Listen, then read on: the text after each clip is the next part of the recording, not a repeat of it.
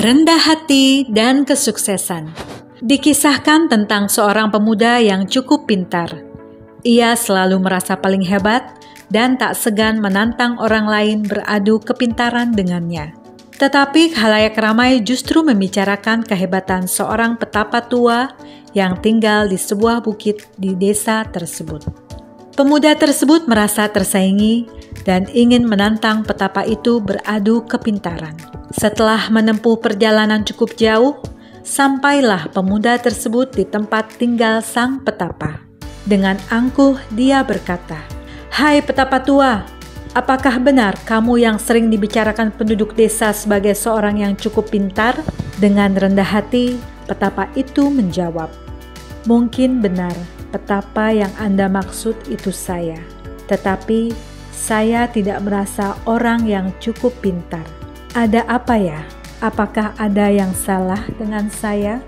Atau mungkin ada yang bisa saya bantu? Sebenarnya saya hanya ingin menguji kamu. Apakah benar kamu pintar seperti yang dibicarakan penduduk desa?" Sahut pemuda itu ketus. Kemudian ia mengeluarkan seekor burung dari balik tas dengan tangan kanannya. "Di tangan kanan saya ada seekor burung. Kalau kamu memang benar-benar pintar, coba kamu tebak apakah burung ini mati atau hidup?" Lanjut pemuda itu. Petapa tua itu hanya tersenyum. Ia menjawab pertanyaan pemuda tersebut dengan suara yang terang dan jelas. "Semua jawabanku akan keliru, karena kamu akan mencari-cari kesalahanku. Sebenarnya, hidup atau mati burung itu ada di tangan kamu. Jika saya menjawab burung yang ada di tanganmu itu masih hidup, maka kamu akan meremas burung itu sekeras mungkin sampai burung itu mati.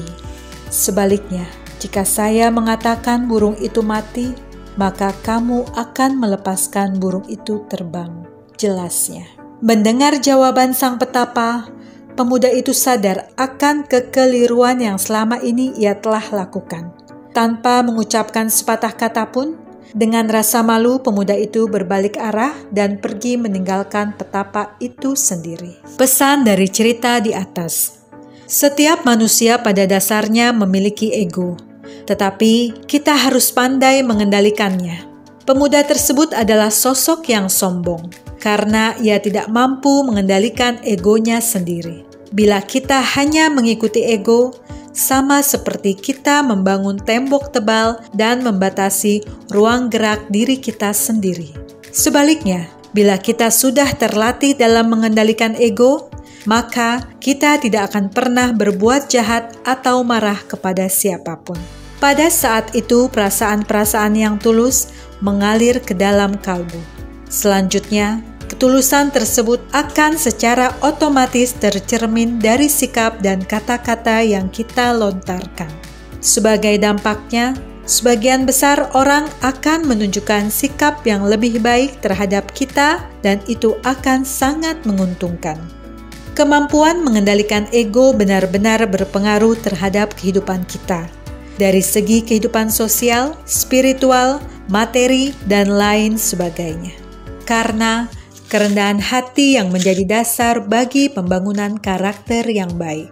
Saya berani menyimpulkan bahwa tak seorang pun tak akan berhasil mencapai kesuksesan besar sebelum ia menjadi manusia yang rendah hati.